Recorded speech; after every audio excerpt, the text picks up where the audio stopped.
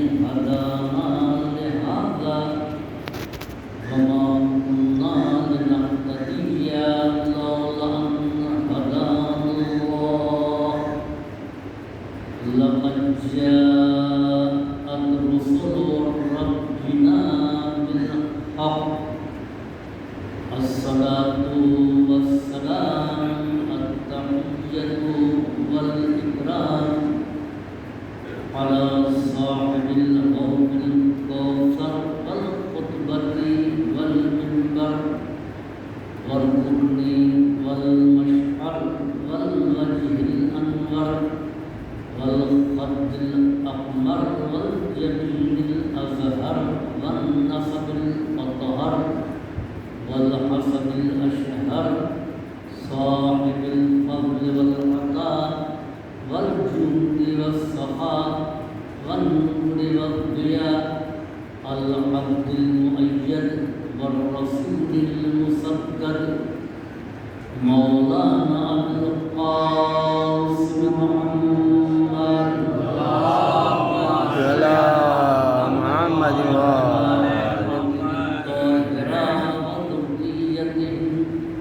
نجباء السعداء لا سيما على بقية الله الأعظم في الأرضين أما بعد فقد قال رسول الله صلى الله عليه وآله وسلم إني تارك فيكم الثقلين كتاب الله وفطرتي ما إن تمسكتم بهما لن تضلوا بعدي لن يفترقا حتى يرد علي الحوض صلاة اللهم صل على خاتم المرسلين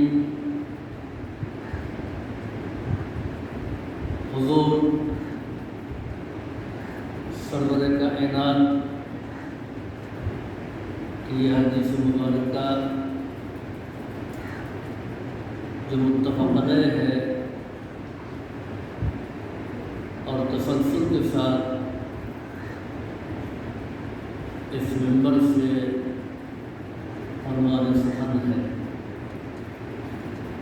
جس میں واضح لفظوں میں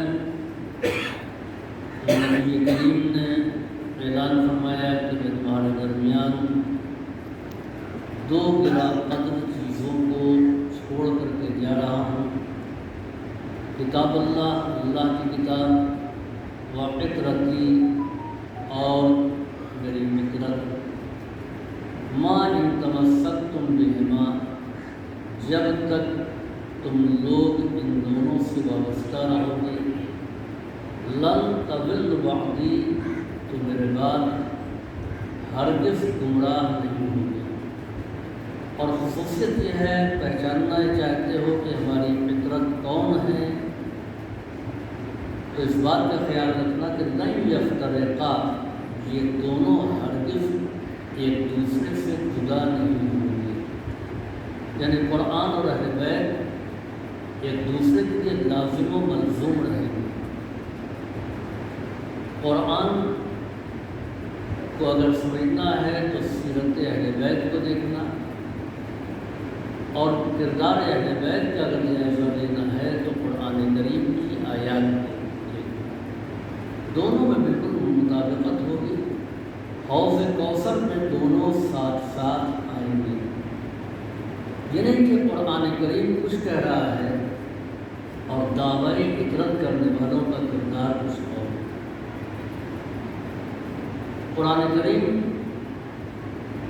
کا علم یا تو پیغمبر کے پاس تھا، یاد رکھیں کہ قرآن میں سب کچھ موجود ہے، ولا رطب ولا یابس الا فی کتاب مبین، دنیا کا کوئی خشک و تر ایسا نہیں ہے کہ جو اس قرآن مجید میں، اس کتاب مبین میں موجود نہیں ہے، لیکن سب کچھ ہوتے ہوئے ہم قرآن کریم سے واقعاً حکم نکال لیں اس کی صلاحیت وارث کتاب کے علاوہ کسی میں نہیں پائی جاتی. جیسے قرآن کہہ رہا ہے نزلنا علیک الکتاب تبیانا لکل شیء، ہم نے آپ پر قرآن کریم کو نازل کیا کتاب کو تبیانا لکل شیء، جس میں ہر چیز بیان کر دی گئی ہے، بالکل واضح.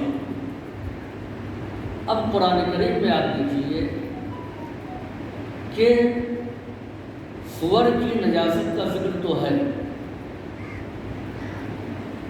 لیکن کتے کی نجاست کا ذکر پورے قرآن میں کہیں نہیں. ذکر ہے کتے کا، لیکن نجاست کے ساتھ پورے قرآن میں آپ کو کہیں پر بھی کتے کا ذکر نہیں ملے گا. تو قرآن میں تو سب بیان کیا گیا ہے.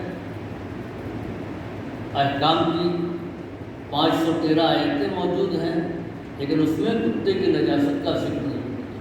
اسی لیے قرآن کریم نے متوجہ کیا کہ ما آتاکم الرسول فخذوہ وما نہاکم عنہ فانتہوا، جو پیغمبر تم کو دے دیں اس کو تم لے لو، اور جس سے پیغمبر تم کو روک دیں اس سے رک جاؤ.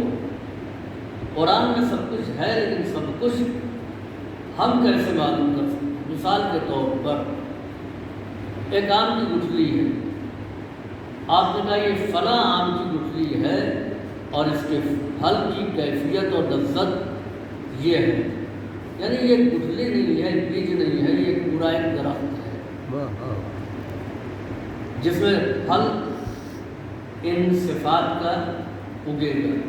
اب آپ اس گٹھلی کو لے کر کے ہتھیلی پہ رکھے رہیے اور خدا آپ کو یا ہم کو 1000 سال کی عمر دے دے، اور اس 1000 سال کی عمر میں ہم اسی ہتھیلی پر جو ہے وہ کھاد بھی رکھیں اور پانی بھی ڈالتے رہیں، کیا وہ درخت نمودار ہوگا؟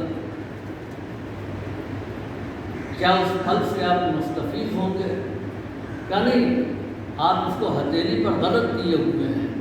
آپ زمین کے نیچے دبا دیجیے، اب آپ اس کو کھاد دیجیے، اب آپ اس کو پانی دیجیے، درخت بھی اگے گا اور اس پر پھل بھی آئیں گے. قرآن کریم میں سب کچھ موجود ہے، لیکن اس کے لیے وہ زمین چاہیے، وہ نصوص چاہیے جن کو اہل بیت کہتے ہیں. ان کے حوالے کر دیں تو قرآن سے تمام احکام کو جو قرآن کریم میں ہے وہ ہمارے لیے بیان کر دیں. بہت سی چیزیں ہیں جو بالکل واضح آئے ہیں. مثال کے طور پر جمعے کے دن یا ایھا الذین آمنوا اذا نودی للصلاۃ من یوم الجمعہ فاسعوا الی ذکر اللہ وذروا البیع ذالکم خیر لکم ان کنتم تعلمون. اے صاحبان ایمان، جب تم کو جمعے کے دن آواز دی جائے للصلاۃ نماز کے لیے، فاسعوا الی ذکر اللہ تو ذکر پروردگار کی طرف دوڑو، ذروا البیع خرید و فروخت کو چھوڑ دو، ذالکم خیر لکم یہ تمہارے لیے خیر ہے، ان کنتم تعلمون جبکہ تم جانتے ہو. آیت بالکل واضح ہے، لیکن کیا واقعہ ہم اس آیت کو سمجھ سکتے ہیں؟ سیدھے سیدھے حکم ہے کہ جب تم کو آواز دی جائے تو نماز جمعہ کی طرف تم دوڑو، تم دوڑو، فاسعوا الی ذکر اللہ، ذکر خدا کی طرف. آپ نے بتائیے کہ اتنے واضح آیت کے باوجود ہمارے یہاں غیبت امام میں جمعہ واجب تخیری کیوں؟ واجب ہونا چاہیے. واجب تخیری کے معنی یہ ہیں کہ آپ کو اختیار ہے، آپ پڑھیں یا نہ پڑھیں. حکم تو سیدھے سیدھے ہے. پہلی چیز یہ ہے کہ یہ کہا جا رہا ہے کہ اذا نودیا، نودیا مجبور کا صیغہ ہے، جب تم کو ندا دی جائے. یہ نادا اس نے آواز دی، نودیا آواز دی گئی. اذا نودیا جب آواز دی جائے تب تم دوڑو ذکر پروردگار کی طرف. اچھا آواز نہ دی جائے, کوئی مؤذن نہیں ہے, آواز نہیں بلند ہوئی تو کیا نماز جمعہ نہیں پڑھی جائے گی یا نماز کی طرف نہیں دوڑا جائے گا؟ اذان دیا, اب اس سے مراد کیا ہے؟ اگر آواز نہ دی جائے, اذان نہ دی جائے تو کیا ہے, نماز نہ پڑھی جائے گی؟ کہ دیکھیے اس سے مراد جو ہے نودیہ سے مراد یعنی جب آواز دے دی جائے, 11 بجے دے دی جائے, بدھ کو آپ جب 11 بجے دے دی جائے, 2 بجے آواز دے دی جائے, کیا نہیں. نودیہ سے مراد جو ہے وقت نماز جمعہ ہے.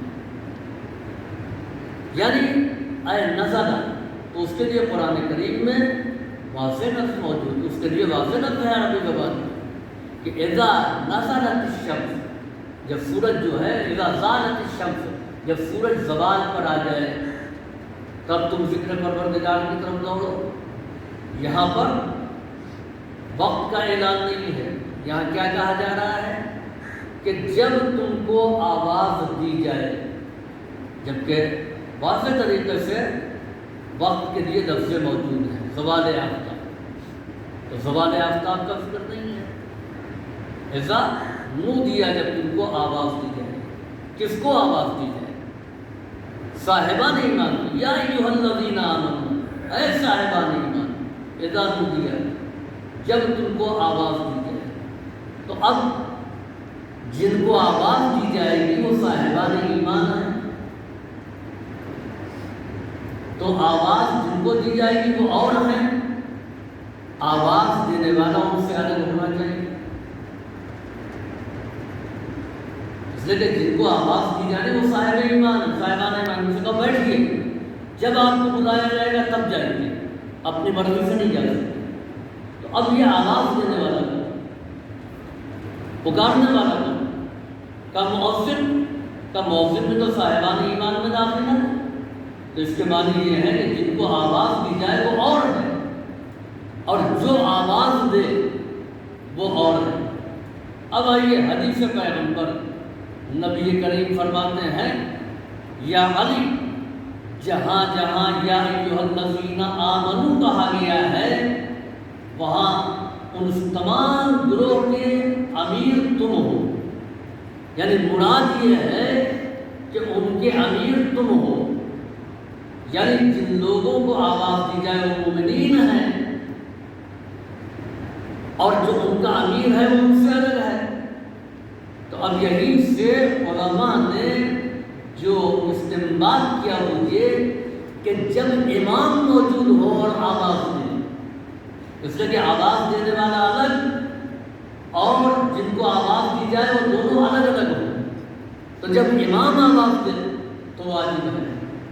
اچھا پھر اس کے بعد دیکھیے سیدھے سیدھے یہ نہیں کہ نماز جمعہ کے لیے بلایا جائے, لفظ کیا ہے, یا ایھا الذین آمنوا اذا نودی للصلاۃ من یوم الجمعہ, یعنی جمعے کے دن جب نماز کے لیے بلایا جائے, تو جمعے کے دن تو 5 نمازیں ہیں, صبح کے وقت بلا لیا جائے, ظہر کے وقت بلا لیا جائے, عصر کے وقت بلایا جائے, مغرب کے وقت. صاف صاف یہ نہیں لکھا ہے کہ جمعے کی نماز کے دن, جمعے کے دن کا ذکر ہے. یا ایھا الذین آمنوا اذا نودی للصلاۃ من یوم الجمعہ, جمعے کے دن جب تم کو نماز کے لیے بلایا جائے. تو اب یہ کیسے پتہ چلے گا کہ ایک مخصوص نماز ہوتی ہے؟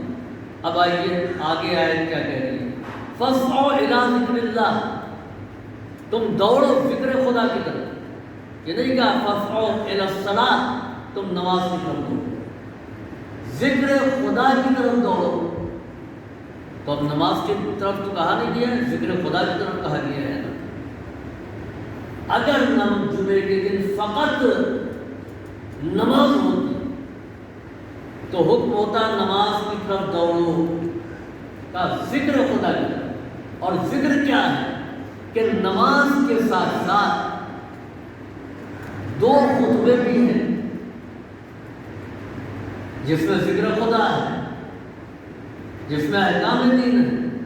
تو تو اس کے معنی یہ ذکر خدا کی طرف جاؤ، فقط نماز کے لیے نہیں کہ اچھا کہ تو آدھا گھنٹہ خطبہ ہوگا ہم اطمینان کر لیں اور پھر اس کے بعد میں جب نماز شروع ہوگی تو شامل ہو جائیں گے۔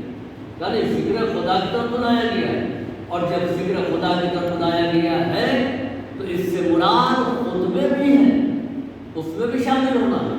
یہی وجہ ہے امام علی رضا علیہ السلام نے فرمایا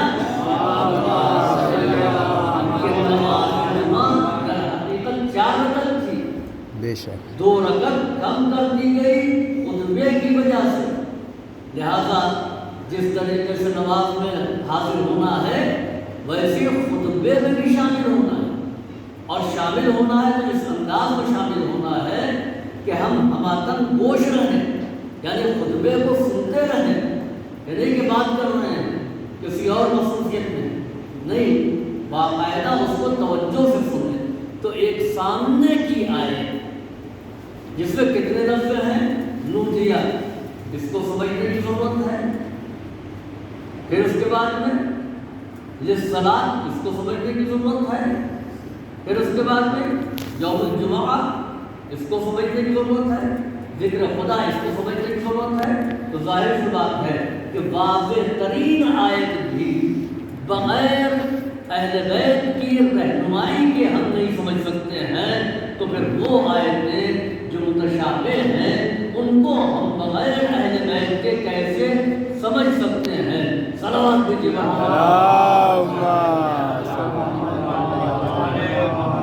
چنانچہ آپ دیکھیں کہ دنیا کی جتنی کتابیں ہیں، کتاب الگ ہوتی ہے اور علم کتاب الگ ہے۔ کتاب آپ جائیں گے مارکیٹ سے لے آئیں گے، بازار میں پیسے جیب میں اگر ہیں تو بازار سے کتابیں مل جائیں گی، لیکن علم کتاب آپ پیسے دے کر کے نہیں خرید سکتے کہ دکاندار جو ہے یہ علم کتاب دے دے۔ یعنی کتاب اور ہے اور علم کتاب اور ہے۔ یہ اور بات ہے کہ اس علم کتاب کا تعلق اسی کتاب سے ہے۔ علم کتاب کس کے پاس ہے؟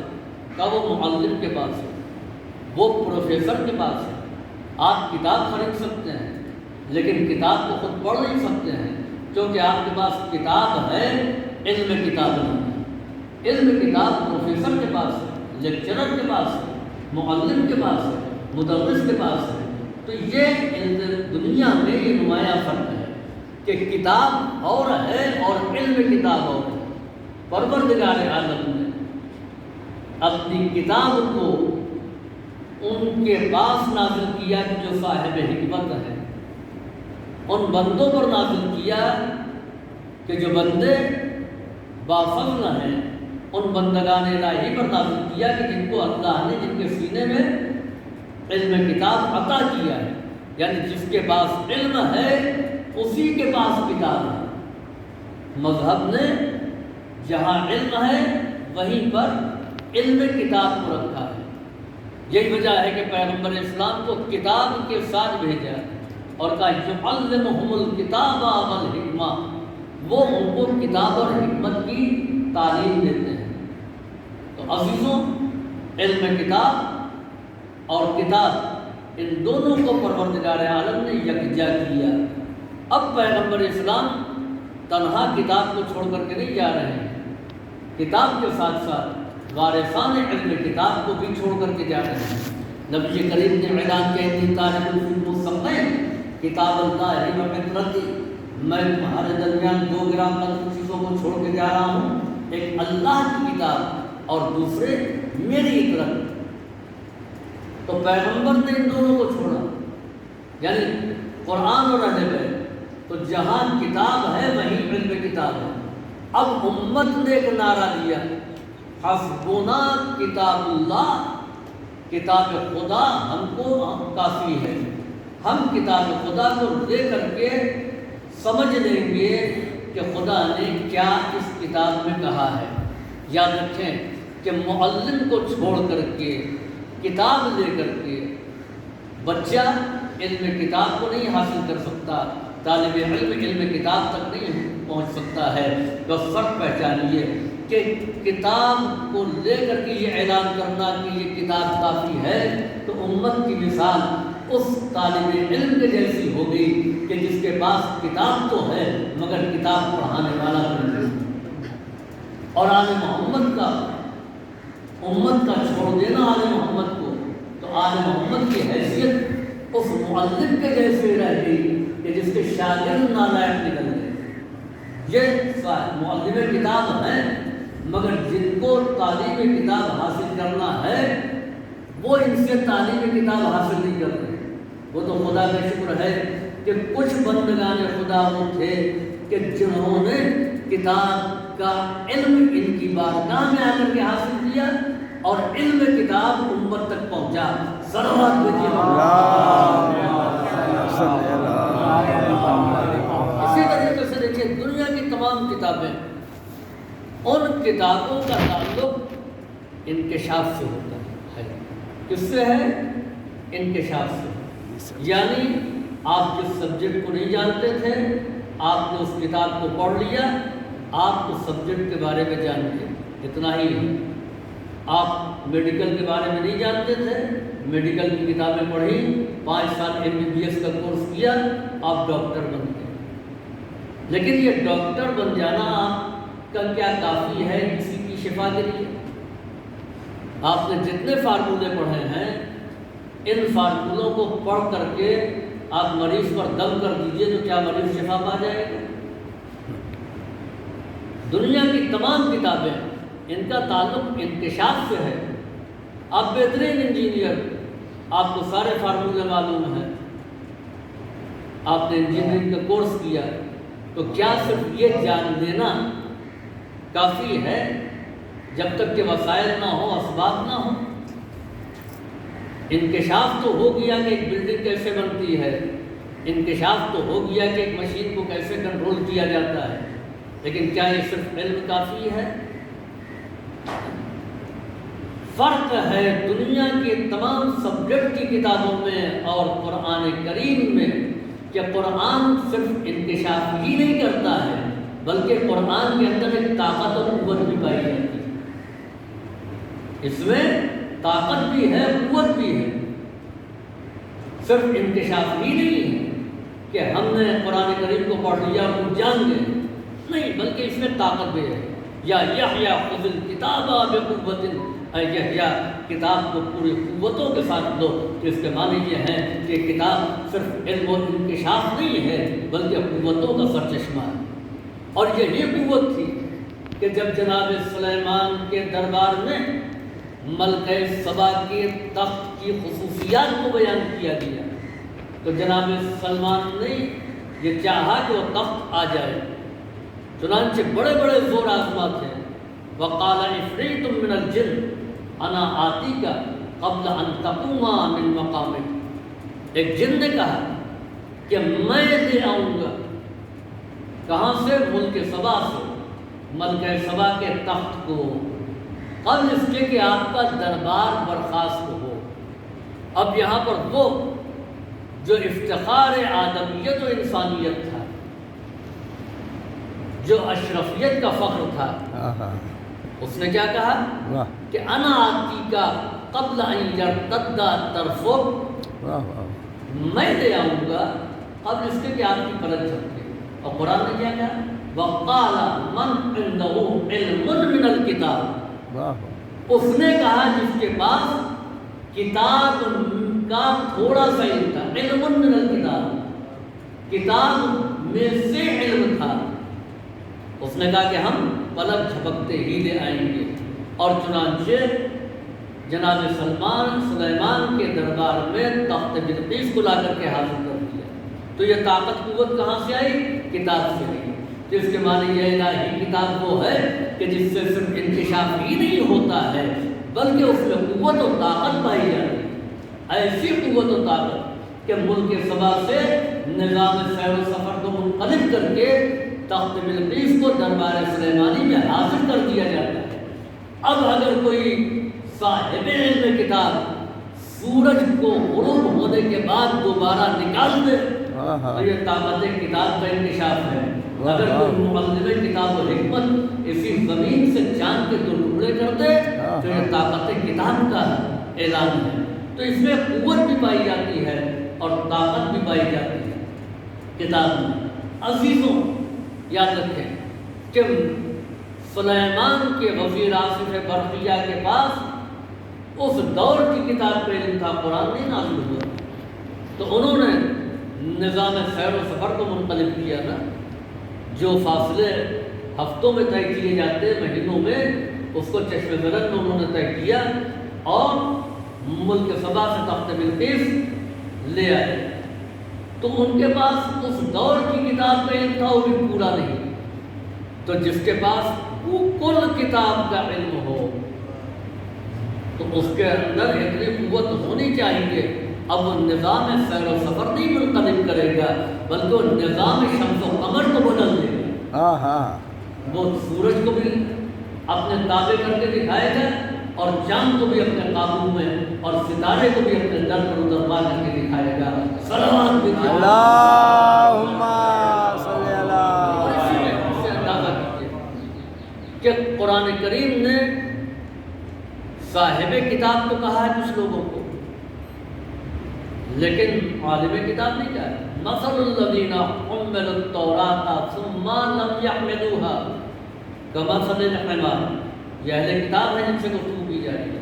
اہل کتاب تو کہا ہے، اہل کتاب ہونا اور ہے اور معلم کتاب ہونا اور ہے. پیغمبر آپ کا کیے یا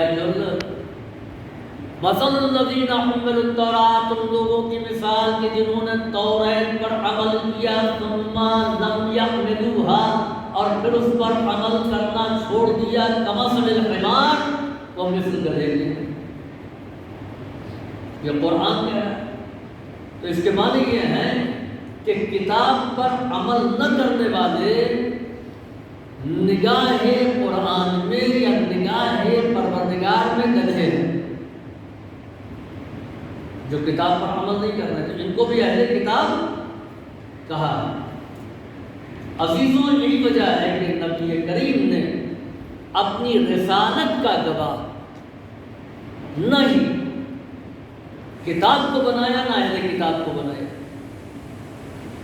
پیغمبر نے اپنی رسالت کا گواہ نہ کتاب کو بنایا نہ اہل کتاب کو. قل کفا باللہ شہید بینی و بینکم ومن عندہ علم الکتاب. اے پیغمبر آپ کہہ دیجئے کہ ہمارے لیے گواہی کے لیے اللہ کافی ہے ہمارے تمہارے درمیان اور دوسرے وہ جس کے پاس علم کتاب ہے. تو پیغمبر نے اپنی رسالت کا گواہ، اپنی نبوت کا گواہ یا خدا کو بنایا ہے اور یا اس کو بنایا ہے کہ جس کے پاس علم کتاب ہے. نہ اہل کتاب کو بنایا نہ کتاب کو بنایا. صلوات بھیجیے پر قرآن کی عظمت کو دیکھ کر کے اندازہ ہوگا کہ قرآن جب اتنا عظیم ہے تو وارثان قرآن کو کیسا ہونا چاہیے. چنانچہ ثم اورثنا الکتاب الذین اصطفینا من عبادنا. ہم نے وارث بنایا اپنی کتاب کا اپنے ان بندوں کو جن کا ہم نے اصطفیٰ کیا، جن کو ہم نے منتخب کیا. ہر ایک کو وارث نہیں بنایا، وہ جن کا انتخاب پروردگار عالم نے کیا.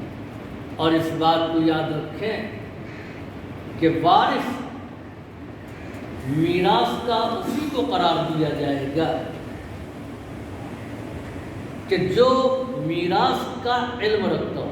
مقدمات میں اگر کسی ایک چیز کے 2 دعوے دار ہیں تو حقدار اسی کو سمجھا جائے گا جو اس چیز کا علم رکھتا ہے. کوئی یہ کہے کہ یہ اٹیچی یہ صندوق ہمارا ہے اور یہ نہ بتا سکے کہ اس اٹیچی میں کیا ہے، صندوق میں کیا ہے، اس کو نہیں معلوم ہے تو اس کو اس کا وارث نہیں تسلیم کیا جائے گا. اس کو تسلیم کیا جائے گا جو بتا دے کہ اس بند تانے کے اندر کیا کیا ہے. عزیزوں قرآن کریم پیغمبر اس دنیا میں چھوڑ کر کے جا رہے ہیں پیغمبر نے چھوڑا ہے قرآن کو بشکل میراث۔ ہر ایک دعویٰ کر رہا ہے کہ یہ قرآن ہمارے لیے کافی ہے، لیکن وارث کتاب وہی ہوگا جو یہ بتائے کہ قرآن کریم میں ہے کیا، محکم کیا ہے، متشابہ کیا ہے، ناسخ آیتیں کیا ہیں، منسوخ آیتیں کیا ہیں، تنزیل کیا ہے، تعویل کیا ہے۔ چنانچہ ایک صحابی نے امیر المومنین علی ابن ابی طالب علیہ السلام اللہم صلی علی محمد و آل محمد کہ یا علی، قرآن کریم کی ایک آیت نے مجھے شک میں ڈال دیا، جبکہ وہ قرآن کا اچھا خاصا علم رکھتے تھے۔ کہ وہ شک میں کس آیت میں ڈالا؟ کہ سورہ مبارکہ زخرف کی آیت ہے جس میں پیغمبر کو حکم ہے وَاسْأَلْ مَنْ أَرْسَلْنَا مِنْ رُسُلِنَا أَجَعَلَ لِلرَّحْمَنِ آلِهَةً يَعْبُدُونَ۔ اے پیغمبر آپ پوچھئے وَاسْأَلْ مَنْ أَرْسَلْنَا، جن کو ہم نے بھیجا، من قبل کا، آپ سے پہلے، ادون الرحمن آلہۃ یعبدون، کیا رحمان کے علاوہ دوسرے خدا کی عبادت کی جا سکتی ہے؟ امیر المومنین نے کہا اس میں شک کی کیا بات ہے؟ کہا نبی کو حکم ہے، وَاسْأَلْ صیغہ امر ہے، سوال کیجیے، اور خدا کے ہر حکم پر عمل کرنا یہ نبوت کی ذمہ داری ہے۔ جیسے یا ایھا الرسول بلغ، ہے پیغمبر آپ پہنچا دیجیے، ویسے یہ کہ یہاں پر سوال کیجیے۔ سوال کس سے کیجیے؟ من ارسلنا، جن کو ہم نے بھیجا۔ کب بھیجا؟ من قبل کا، آپ سے پہلے بھیجا، آپ سے پہلے بھیجا۔ ادون الرحمن آلہۃ یعبدون، کیا رحمان کے علاوہ خداؤں کی عبادت ہو سکتی ہے؟ تو جن سے سوال کرنا ہے وہ پیغمبر کے زمانے میں نہیں ہے۔ جناب عیسیٰ پیغمبر کے سے پہلے کے آخری نبی ہیں، اس کے بعد مرسل اعظم ہیں۔ جناب عیسیٰ اور پیغمبر اسلام کے درمیان تقریباً 400 سال سے زیادہ کا فاصلہ ہے۔ نبی، جناب ابو طالب کہتے ہیں نبی آتانا بعد یاس و فترت، وہ نبی جو ہمارے پاس زمانے یاس اور فترت کے بعد آئے۔ تو اب کس سے سوال کریں؟ جس سے کہ لاسٹ نبی پیغمبر کے پہلے بھی 400 سال سے زیادہ اب اس کے بعد باقی انبیاء اور پہلے، جناب شعیب ہیں، جناب موسیٰ ہیں، اور جناب داؤد ہیں، جناب سلیمان ہیں، جناب ابراہیم ہیں، سب کوئی بھی پیغمبر کے دور میں نہیں۔ تو نبی کریم نے سوال تو نہیں کیا۔ جب سوال نہیں کیا تو خدا کے ایک حکم پر عمل نہیں کیا، اور خدا ایسا حکم کیوں دے کہ جو پیغمبر اس پر عمل نہ کر سکے؟ بھائی جب پیغمبر کے دور میں کوئی نہیں ہے تو پیغمبر کس سے پوچھیں گے؟ وہ انبیاء تو نبی کے زمانے میں نہیں ہے۔ امیر المومنین نے جواب دیا کہ سنو، مجھ سے پوچھو کہ کون سی آیت کب نازل ہوئی، کون مکی ہے، کون مدنی ہے، کون سفر میں نازل ہوئی، کون حضر میں نازل ہوئی۔ یہ آیت مکے اور مدینے میں نہیں نازل ہوئی، یہ آیت اس وقت نازل ہوئی ہے کہ جس وقت پیغمبر اسلام سفر میں تھے، معراج میں۔ انبیاء کو حکم ہوا کہ استقبال کے لیے انبیاء سب بنا کر کے کھڑے ہو گئے۔ جبریل امین یہ آیت لے کر کے نازل ہوئے، وَاسْأَلْ مَنْ أَرْسَلْنَا مِنْ قَبْلِكَ أَجْعَلْنَا مِنْ دُونِ الرَّحْمَنِ آلِهَةً يَعْبُدُونَ۔ اے میرے حبیب، اب آپ ان سے سوال کیجئے جن کو ہم نے آپ سے پہلے بھیجا ہے۔ یہ جو انبیاء کی صف ہے یہ سب آپ سے پہلے آئے ہیں، اب آپ ان سے سوال کیجئے کیا رحمان کے علاوہ کسی دوسرے خدا کی عبادت کی جا سکتی ہے؟ تو اب یہ کون بتائے گا کہ کون سی آیت کب نازل ہوئی ہے؟ یہ وہی بتا سکتا ہے کہ جو پیغمبر کے ساتھ ساتھ رہا ہو۔ صلوات بھیجیے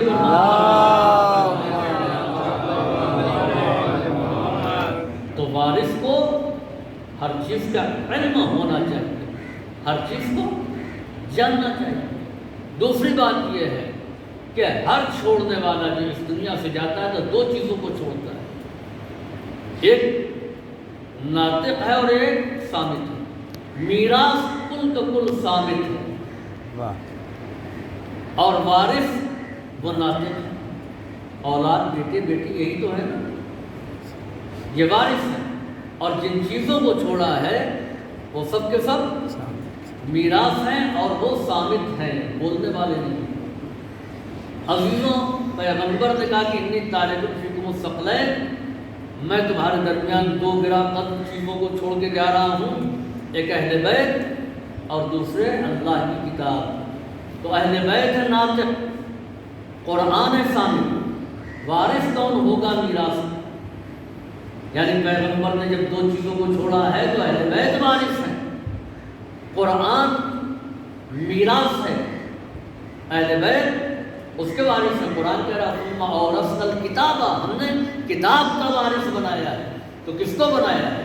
ان بندوں کو جن کو منتخب کیا ہے، اور وہی بندے ہیں جن کو پیغمبر اطرتی کہہ کر کے جا رہے ہیں کہ یہ میری اطرت ہے، میرے اہل بیت۔ اس بات کو بھی یاد رکھیں، عرب کے یہاں جو خدا تسلیم کرتے تھے، یہ خدا اور یہ خدا وہ خدا، در حقیقت ان بتوں کو جو ان کے یہاں تصور پایا جاتا تھا، ان بتوں کو تقرب الہی کا ذریعہ سمجھتے تھے۔ چنانچہ سورہ لقمان میں ہے کہ اے میرے پیغمبر، آپ ان سے سوال کیجئے کہ من خلق السماوات والارض، تو لیقولن اللہ، ان عربوں سے سوال کیجئے کہ زمین اور آسمان کو کس نے پیدا کیا، تو ضرور کہیں گے کہ اللہ نے پیدا کیا۔ یہ مسلمانوں سے نہیں، کافروں سے سوال ہے، وہ کہہ رہے ہیں کہ اللہ نے خلق کیا۔ تو پھر یہ بت پرست کیوں ہوئے؟ انہوں نے درختوں کی عبادت کیوں کی، پہاڑوں کی پرستش کیوں کی؟ تو جواب دیں گے کہ والذین اتخذوا من دون اللہ اولیاء، وہ لوگ جنہوں نے اللہ کے علاوہ دوسری مخلوقات کو اپنا ولی بنا لیا، تو کہتے وما نعبدہم، ہم ان کی عبادت نہیں کرتے، اللہ لیقربونا الی اللہ زلفیٰ، ہم تو ان بتوں کے ذریعے سے خدا سے تقرب چاہتے ہیں۔ تو بتوں کو تو تقرب الہی کے لیے مان رہے ہیں، وہ انبیاء جو تقرب الہی کا وسیلہ اور ذریعہ ہے ان کو نہیں مان رہے ہیں۔ یہ کیوں؟ اس لیے کہ عربوں کا مزاج یہ ہے کہ اس کو مانو جو ٹوکے نہیں، جو روکے نہیں، جو منع نہ کرے، اس کو تسلیم کرو۔ لہٰذا انہوں نے اپنے ہاتھوں سے بت بنایا اور ان کو مان لیا، چونکہ یہ نہ روکنے والے ہیں، نہ یہ روکنے والے ہیں، نہ منع کرنے والے۔ یعنی عربوں کو سب سے زیادہ کوئی چیز اگر ناپسند تھی دور جاہلیت کی تو وہ ہے امر بالمعروف اور نہی عن المنکر۔ اگر یہ مزاج ہمارے جوانوں میں بھی آ جائے کہ اگر بزرگ روک رہے ہیں اور وہ ناپسند اس کو کر رہے ہیں، تو یاد رکھیے کہ زمانے جاہلیت کا یہ مزاج ہے۔ یہ بزرگ ہم کو اگر ٹوکیں گے تو ہمارے کردار کے لیے، ہماری شخصیت کو سنوارنے کے لیے، یہی وجہ ہے کہ آج کا نوجوان پسند ہی نہیں کرتا ہے کہ بزرگ اس کو کچھ کہیں، اور یہی وجہ ہے کہ بزرگوں نے بھی چھوڑ دیا، سماج سے امر بالمعروف اور نہی عن المنکر جو ہے وہ رخصت ہو گیا۔ تو عربوں کا مزاج یہ ہے کہ جو نہ ٹوکے اس کو مانو۔ قرآن پیغمبر نے دو چیزیں چھوڑی، کہا ان سے وابستہ رہو گے تو گمراہ نہیں ہوگے۔ اہل بیت جو بولنے والے ہیں، روکنے والے ہیں، ٹوکنے والے ہیں، امر بالمعروف کرنے والے ہیں، نہی عن المنکر کرنے والے ہیں۔ کتاب خدا جو خاموش ہے، صامت ہے، نہ بولے گی، نہ ٹوکے گی، نہ روکے گی۔ بت پرستی کی عادت نے یہ کہلوا دیا کہ ہم کو نہ ٹوکنے والے کافی ہیں۔ صلوات بھیجیے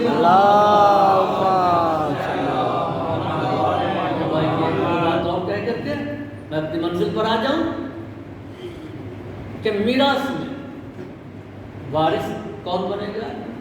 پہلے طبقے والے۔ پہلے طبقے والے کون؟ یعنی جس کا رشتہ براہ راست ہو، جیسے باپ کا بیٹے سے رشتہ بالکل براہ راست ہے، بیچ میں کوئی نہیں۔ اسی طریقے سے بیٹے کا باپ سے رشتہ بالکل ڈائریکٹ ہے۔ اب بھائی کا رشتہ براہ راست نہیں ہے، باپ کا بیٹا۔ تو یہ رشتہ کس کے وسیلے سے ہوا؟ باپ کے ذریعے۔ یہ رشتہ کس کے ذریعے ہوا؟ ماں کے ذریعے۔ تو میراث میں یہ ہے کہ جس سے براہ راست رشتہ ہے پہلے اس کو میراث ملے گی۔ اگر اس طبقے میں کوئی نہیں ہے، بیٹا نہیں ہے، بیٹی نہیں ہے، ماں باپ نہیں ہے، تب دوسرے طبقے والے کو ملے گی میراث، یعنی پھر بھائی کو، پھر بہن کو میراث ملے گی۔ یہ قاعدہ ہے۔ اب یاد رکھیں کہ پیغمبر اسلام نے جن کو منی کہا معنوی اعتبار تو وہ پیغمبر سے قریب، تو ظاہر بات ہے کہ جو منی کے مصداق ہیں ان کے ہوتے ہوئے بس نشین میراث پیغمبر کے مالک نہیں ہو سکتے۔ واہ واہ، کیونکہ تقاضۂ میراث یہی ہے کہ جو بالکل متصل اور قریب ہو۔ اب آئیے عظمت میراث کی، قرآن کریم کے یاسین والقرآن الحکیم، یاسین والقرآن الحکیم یعنی قرآن کتاب حکمت ہے۔ قاف والقرآن المجید، قرآن مجید بولتے نا، مجد کے معنی بہت ہی بزرگ، تو قرآن کو مجید کا جو صاحب مجد ہو۔ تیسرا لقد آتیناک سبعا من المثانی والقرآن العظیم، اے میرے پیغمبر ہم نے آپ کو 7 بڑی آیتیں دی ہیں اور قرآن عظیم دیا ہے۔ تو اب یہ اس کے معنی کیا ہے کہ قرآن عظمتوں والا ہے، عظیم ہے۔ 3 چیزوں میں، چوتھے انہ لقرآن کریم، قرآن کو کریم کہا گیا ہے، کرم والا ہے قرآن۔ پھر اس کے بعد میں لو انزلنا ھذا القرآن علی جبل لرأیتہ خاشعا متصدعا من خشیۃ اللہ، یعنی قرآن کی عظمت پہاڑ سے زیادہ ہے، پہاڑ اس کے وزن کو برداشت نہیں کر سکتا۔ پھر ارشاد ہو رہا ہے کہ لو ان قرآنا سیرت بہ الجبال او قطعت بہ الارض او کلم بہ الموتى، یعنی قرآن یہ ہے کہ جس کے ذریعے پہاڑوں کو چلایا جا سکتا ہے، زمین کی مسافتوں کو طے کیا جا سکتا ہے اور مردوں سے کلام کیا جا سکتا ہے۔ تو قرآن جس سے پہاڑ کو چلایا جائے، راستوں کو طے کیا جائے اور مردوں کو حیات دی جائے۔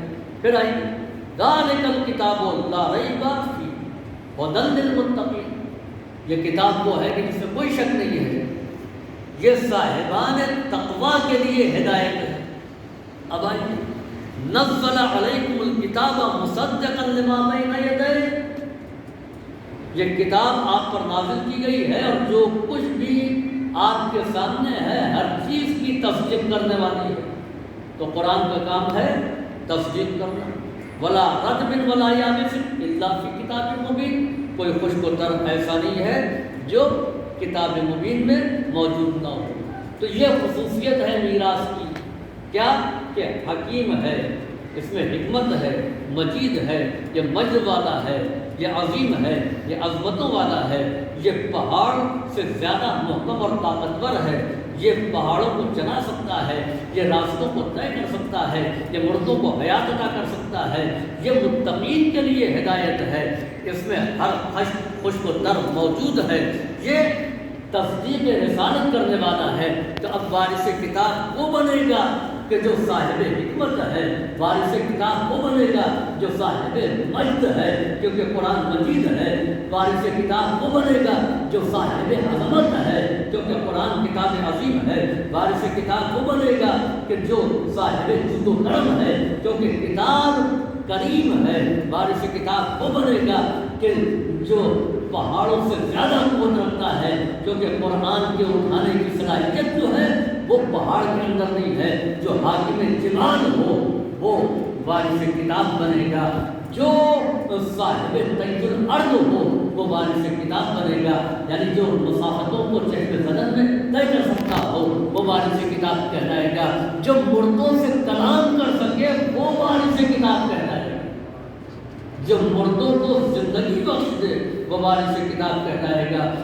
کیونکہ قرآن کتاب مبین ہے لہذا اس کا وارث وہ ہوگا جو امام مبین ہو۔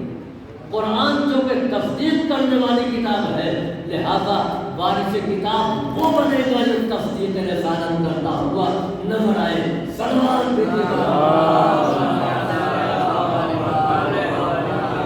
اور یہ ساری صلاحیتیں اس میں پائی جاتی ہیں اہل بیت علیہم الصلوۃ والسلام. عزیزوں، یہ اہل بیت وارث کتاب، یہ اہل بیت معلم کتاب ہے. قرآن کریم کیا ہے؟ احکام پروردگار کا مجموعہ، اور انہی احکام کی حفاظت کے لیے وارث کتاب وطن سے بے وطن، اور اس کی حفاظت کے لیے جن چیزوں کی ضرورت تھی ان تمام اسباب کو فراہم کیا. اس کی حفاظت کے لیے 90 برس کے بوڑھے اور 6 ماہ کے کم سن بچے کی بھی ضرورت ہے. لہذا امام مظلوم میدان کربلا میں بوڑھوں کو بھی لے کر کے آئے اور بچوں کو بھی لے کر کے آئے. عزیزوں،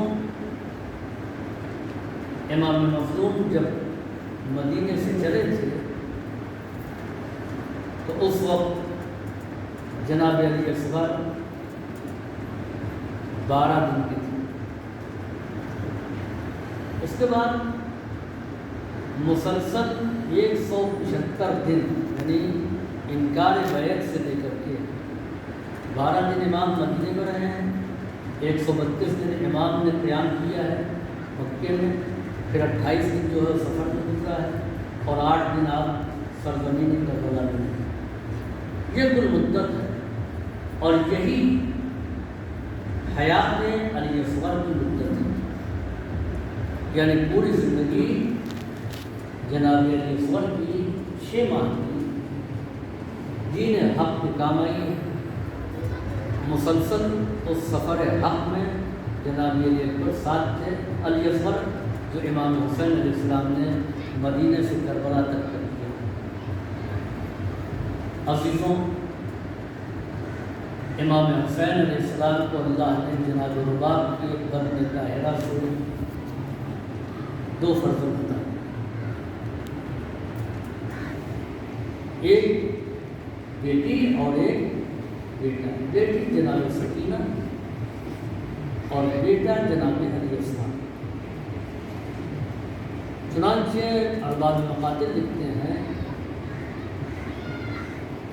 کہ جناب رباب کے دونوں بچے بنی ہاشم کے درمیان سب سے نمایاں تھے اور سب بے پناہ محبت کرتے تھے. جناب سکینہ سے خاص طور سے جناب عباس کے خصوصی محبت فرماتے تھے، اور خود جناب سکینہ کا عالم یہ تھا کہ ان کو سب سے زیادہ محبت اپنے کمسن بھائی علی اصغر سے. روایت کہتی ہے کہ جناب سکینہ جناب علی اصغر کے زیادہ تر قریب ہی رہتی تھی. کبھی منہ دھلاتی تھی، کبھی کرتا تبدیل کرتی تھی، کبھی آنکھوں میں سرما لگاتی تھی. اس محبت کو دیکھ کر کے امام مظلوم اکثر اپنی بیٹی سے فرماتے تھے کہ میری پارے جگر اپنے بھائی سے اتنی محبت نہ کریں کہ ایسا نہ ہو کہ وہ وقت آئے کہ جب اس کی جدائی کے ذریعے شام ہو. ارباب اعظم سب شہید ہو گئے. امام مقتل میں لاشوں کے درمیان کہتے ہیں کہ حل من ناصر ینصرنا، کون ہے جو میری مدد کرے، کون ہے جو میری فریاد کو پہنچے. یہ آواز صداؤں کو چیرتی ہوئی خیمے تک پہنچی. جناب زینب تڑپ گئی کہ میرا بھائی سرائے حلم بلند کر رہا ہے، آواز استغاثہ بلند کر رہا ہے. یہ آواز ننھے اصغر کے بھی کانوں میں گئی. بچے نے اس آواز کو سنا. عجب عالم میں یہ چشمہ ہاتھ بے چین ہوا. جناب رباب کی نگاہوں نے دیکھا کہ گہوارے میں لیٹنے والا بچہ اچانک تڑپنے لگا اور اس انداز میں تڑپا کہ گہوارے سے زمین پر گر گیا۔ ماں کا دل تڑپ گیا، پیاسا بچہ گہوارے سے زمین پر آ گیا، چوٹ تو لگی ہوگی۔ ماں نے آگے بڑھ کر کے بچے کو آغوش میں لیا، سینے سے لگایا، لیکن اصغر ہے کہ چین نہیں مل رہا ہے، اصغر ہے کہ کل نہیں ہے۔ کسی طریقے سے جناب رباب نے آواز دی جناب زینب کو، یہ بی بی آئی، دیکھیے اس بچے کا کیا عالم ہو رہا ہے۔ یہ تو اس طریقے سے مچل رہا ہے کہ جیسے مچھلی کو پانی سے نکال دیا گیا ہو اور اس کو بے چینی ہو۔ جناب زینب نے علی اصغر کو اپنے آغوش میں لیا، مگر کوئی بھی فرق نہ آیا، کیفیت وہی برقرار رہی، بچہ ویسے ہی بے چین رہا، بچہ ویسے ہی تڑپتا رہا۔ آخر میں خیمے میں رونے کی آواز بلند ہو گئی۔ اس کیفیت میں جناب زینب نہ دیکھ سکی، رونے لگی۔ رباب ماں تھی، کیسے خاموش رہتی؟ رباب بھی گریا کرنے لگی۔ سکینہ بہن ہے، کیسے چپ رہتی؟ سکینہ بھی رونے لگی۔ مقدرات عصمت و طہارت کا شور گریا بلند ہوا۔ یہ آواز امام کے کانوں سے ٹکرائی، مقتل سے امام جانب خیمہ روانہ ہوئے، خیمے کے در پر آئے اور پھر اس کے بعد میں کہتے ہیں خیریت تو ہے، ابھی میں زندہ ہوں، یہ شور گریا کیوں؟ جناب زینب نے کہا اے میرے بھائی ذرا آپ خیمے کے اندر آئے، دیکھیے اصغر کا کیا عالم ہے۔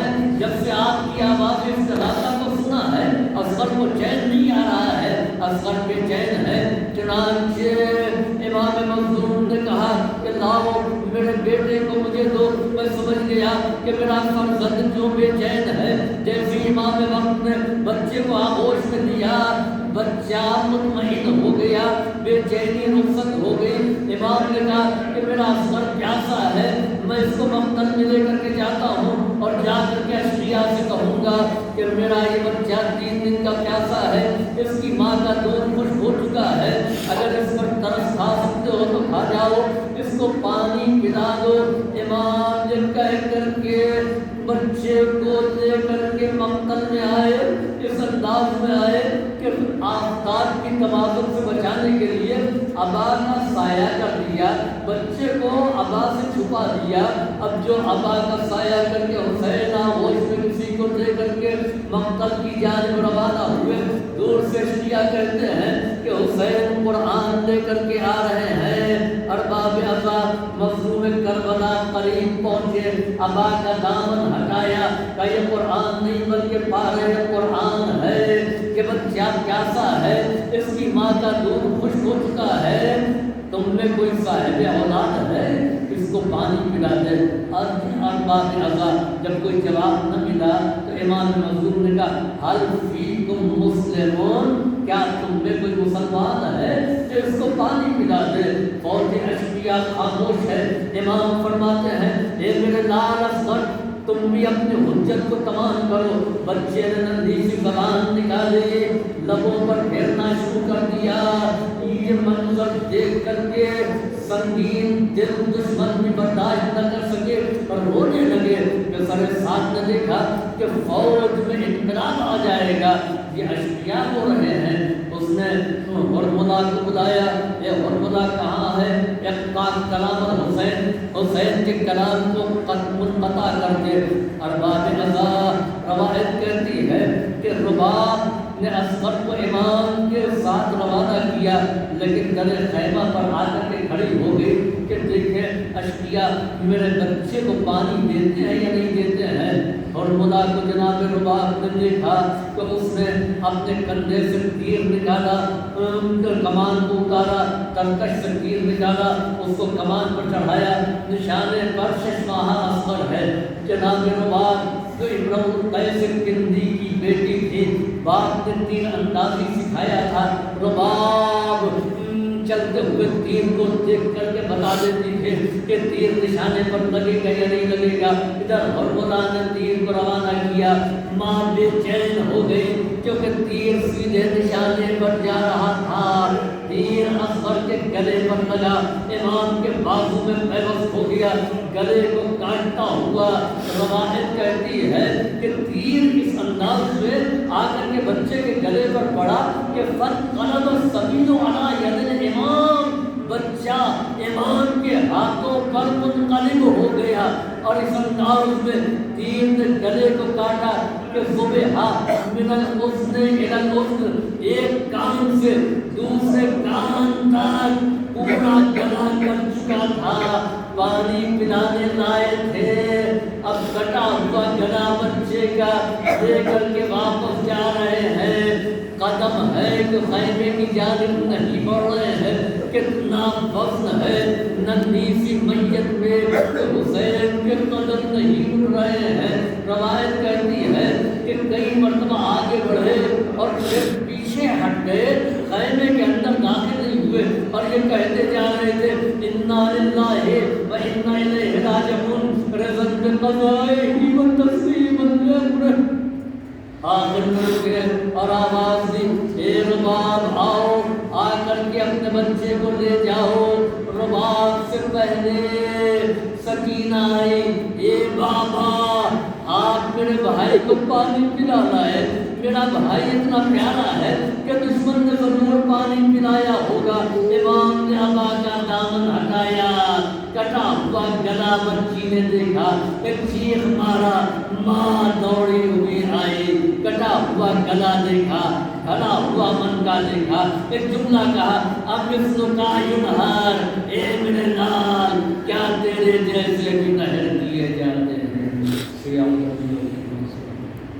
ایب منقلب ينقلب على لعنة الله ربنا تقبل